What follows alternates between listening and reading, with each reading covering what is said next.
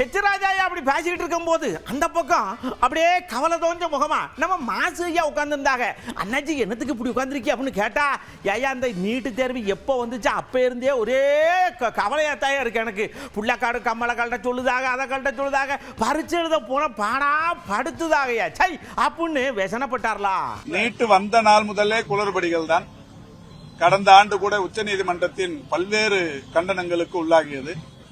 அதுவும் குறிப்பாக ஒன்றிய அரசு நடத்துகிற இந்த நீட் தேர்வில் முறைகேடுகள் மட்டுமல்ல, ஒழுங்கீனங்களும், குறிப்பாக மாணவ மாணவியர்களை சீரழிக்கும் வகையில் அவர்களுடைய மனநிலையை சீர்குலைக்கிற வகையில் ஏராளமான நிகழ்வுகள். தமிழ்நாட்டில் மாணவர்கள் குறிப்பாக தாலியை கழற்றி வைத்துவிட்டு போய் தேர்வு எழுத வேண்டும் என்கின்ற விதிமுறை எல்லாம் இதுவரை வரலாறு காணாத ஒரு அத்துமீறல்.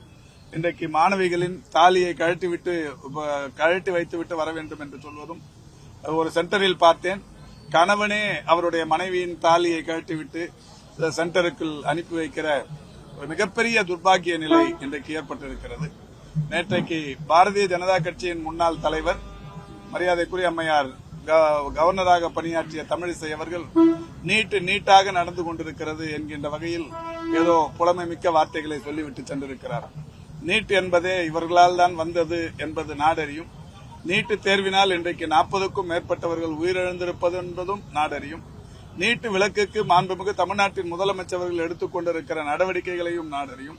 என்றாலும் இன்றைக்கு மாண்புமிகு தமிழ்நாட்டின் முதலமைச்சர்களால் எடுத்து வரப்படுகிற அந்த நடவடிக்கைகளுக்கு முட்டுக்கட்டையாக ஒன்றிய அரசு இருப்பதோடு மட்டுமல்லாது அதை நியாயப்படுத்துகிற வகையிலும் பேசி திருவது என்பது உண்மையில் நாகரிகமான ஒன்றாக இருக்க முடியாது.